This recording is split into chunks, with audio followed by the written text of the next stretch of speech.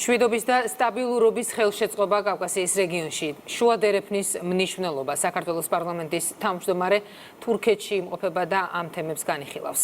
შალვა პაპუაშვილის თურქ კოლეგასთან შეხვედრისას გაირკვა, რომ აზერბაიჯანთან ერთად ორი ქვეყანა სამმხრივ საპარლამენტო მექანიზმს აღადგენს. იქ ეგმება საქართველოს პრეზიდენტის ანკარაში ვიზიტიც.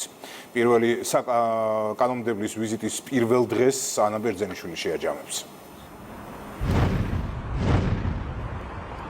უსაფრთხო და მშვიდი გარემოს შენარჩუნება რეგიონში. შალვა პაპუაშვილი ქართულ დელეგაციასთან ერთად თურქეთის დედაქალაქში იმყოფება და დღეს არაერთი შეხვედრა გამართა.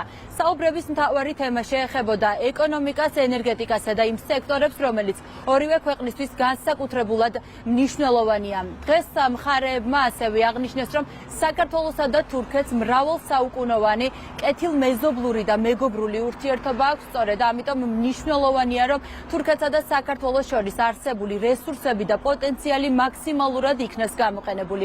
შალვა პაპუაშვილისა და საპარლამენტო დელეგაციის ვიზიტი ანკარაში გრძელდება.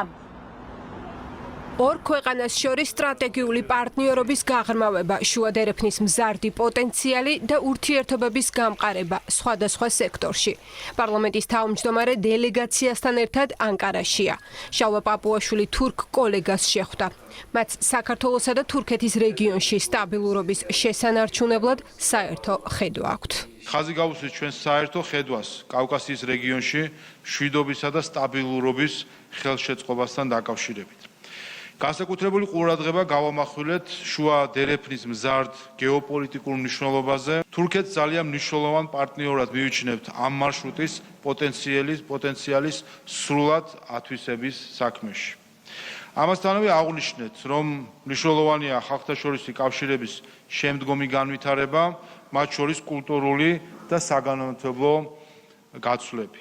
ერთობლივ პრეს-კონფერენციაზე ცნობილი გახდა, რომ სამმხრივი საპარლამენტო მექანიზმი განახლდება. წევრები არიან საქართველო, თურქეთი და აზერბაიჯანი. მომავალ თვეში კი ანკარას საქართველოს პრეზიდენტი ეწვევა. თურქეთის დიდი ეროვნული ასამბლეის თავმჯდომარემ საქართველოს სუვერენიტეტსა და ტერიტორიულ მთლიანობას მხარი კიდევ ერთხელ დაუჭირა.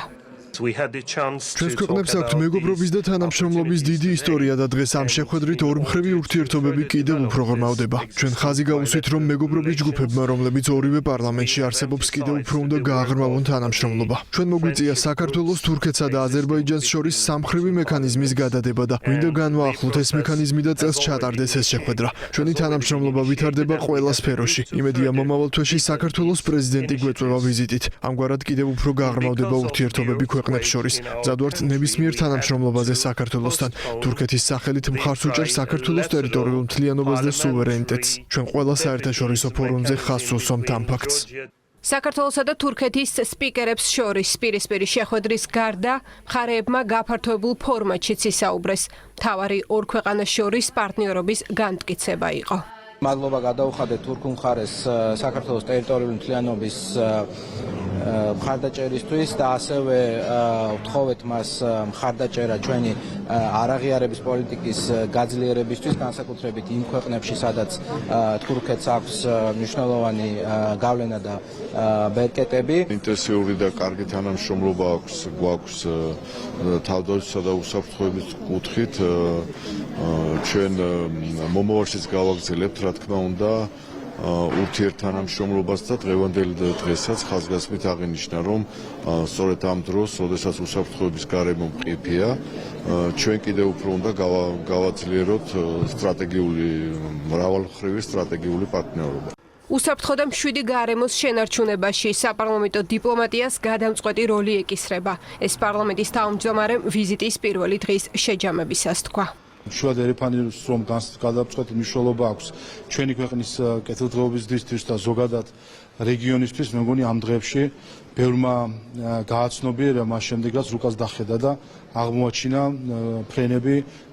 ფრენების გადამისამართება საით მოხდა. ეს ყველაფერი აჩვენებს იმას, რომ მშვიდობას და მშვიდობიან განვითარებას აქვს პერსპექტივა, ხოლო სადაც არის ომი, სადაც არის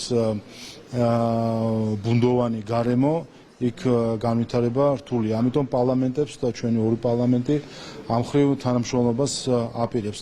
თურქეთში ვიზიტი ანკარის აეროპორტში დელეგაციის ოფიციალური დახვედრის ცერემონიით დაიწყო. დღესვე შალვა პაპუაშვილმა ათათურქის მავზოლეუმი გვირგვინით შეამკო და დამოუკიდებლობის ომის მუზეუმის ოქროს წიგნში ჩანაწერი დატოვა.